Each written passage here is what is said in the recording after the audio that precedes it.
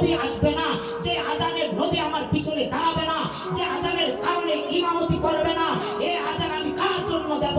যে আজানের জন্য আল্লাহ রাসূল সাল্লাল্লাহু আলাইহি সাল্লাম আসতেন, আল্লাহ নবী আজকে নাই। আমি হযরতে বেলাল মদিনায় না, হযরতে বেলাল আজান দিতেন, আল্লাহ রাসূল সাল্লাল্লাহু আলাইহি সাল্লাম পিছন দিকে দাঁড়ায় দাঁড়ায় বেলালের আজান শুনতেন। মসজিদে চলে আসছেন, সমস্ত মানুষগুলো মদিনায় যাওয়ার লোভে পাগল হয়ে যায়, কিন্তু হযরতে বেলাল মদিনা ছাড়ার লোভে পাগল হয়ে গেছে। সাহাবা আজমাইনরা দাঁড়াইছে, দাঁড়াও বেলাল আজান দিবা না। তো রাসূল আকরাম সাল্লাল্লাহু আলাইহি সাল্লাম যখন হযরতে বেলাল ইসলাম গ্রহণ করেছে, সমস্ত কাফের বেঈমান মুশরিকরা হযরতে বেলালকে একটা বন্দী কইরা পাহাড়ের চূড়ায় নিয়ে গেছে। হযরতে বেলালকে ঝুলিতে চড়াইছে, হাতে পায়ে পেরাক মেরেছে। বেলালকে বলেছে, বেলাল কালিমা ছাড়ো, এ বেলাল ইসলাম ছাড়ো, এ বেলাল কালিমা ত্যাগ করো, না হলে তোমার জীবনকে আমরা কেড়ে নেব। বেলাল এক আওয়াজে বলেছে, ঈমান ছাড়তে পারবো না, জীবন দিতে রাজি, জীবন কুরবান করতে রাজি, কিন্তু ইসলাম ছাড়তে রাজি না, আল্লাহর কালিমা ছাড়তে আমি রাজি না। বেলাল বুঝে শুনে কথা বলো, হ্যাঁ আমি সেটাই প্রস্তুত। শুলিতে চড়াইয়া দিছে, হাতে পারাক গাড়ছে, পায়ে পারাক গাড়ছে। হযরতে বেলাল যখন চিৎকার করে বলেছে, লা ইলাহা ইল্লাল্লাহ মুহাম্মাদুর রাসূলুল্লাহ, আর কাফের মুশরিকদের বাচ্চারা সেদিন বেলালকে নির্মমভাবে আত্মহত্যা করার জন্য চেষ্টা করেছে, বেলালকে প্রহার করেছে, আঘাত করেছে। পিছন থেকে মাথার উপরে আঘাত করার পরে বেলাল জিবলাটা বাইর করে ফলাইছে। তখনও প্রতিটা জিবলার প্রতিটা জায়গায় থেকে হযরতে বেলালের জবান থেকে লা ইলাহা ইল্লাল্লাহ ধরে আসতে আসে।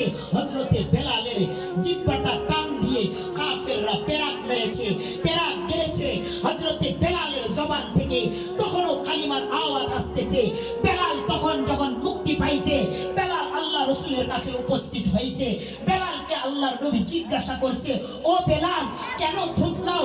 আল্লাহর নবীর কাছে বেলাল বলছে, ইয়া রাসূলুল্লাহ, যখন ইসলাম গ্রহণ করি নাই তখন তো আমি থুতলাই নাই, যখন আমি মায়ের গর্ভে থেকে বাইর হইছি, আটাচড়া শিখছি, আমি বেলাল থুতলাই নাই।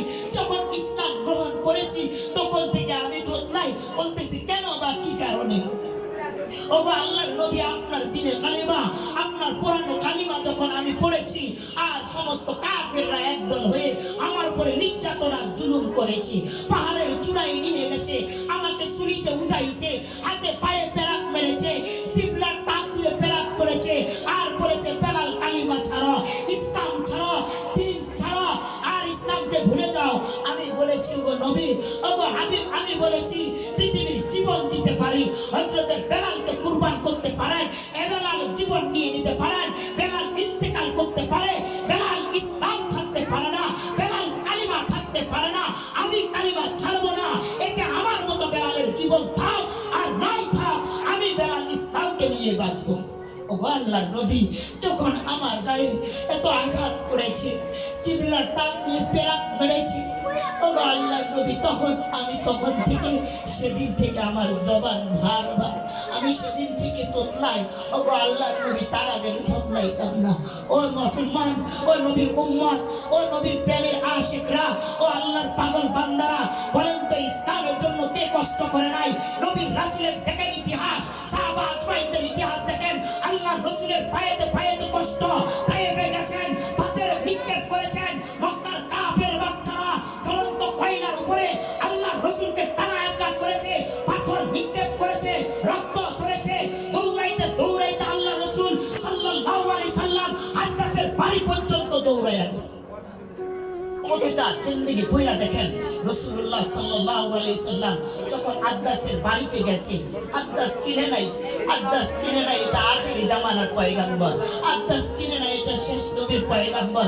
আব্বাস শুনেছিল আখেরি জামানার একজন পয়গম্বর আসবে, যেদিক দিয়ে হাঁটবে সুগন্ধ বাইর হবে, যেই রাস্তা দিয়ে হাঁটবে রাস্তায় সুগন্ধ বাইর হবে, এই নাকি আখেরি জামানার নবী। আব্বাসের বাড়ি থেকে, আব্বাসের বাগান থেকে আঙ্গুরগুলা ছিঁড়ে ছিঁড়ে রস বানায়া, রস চিপড়ায়া আল্লাহর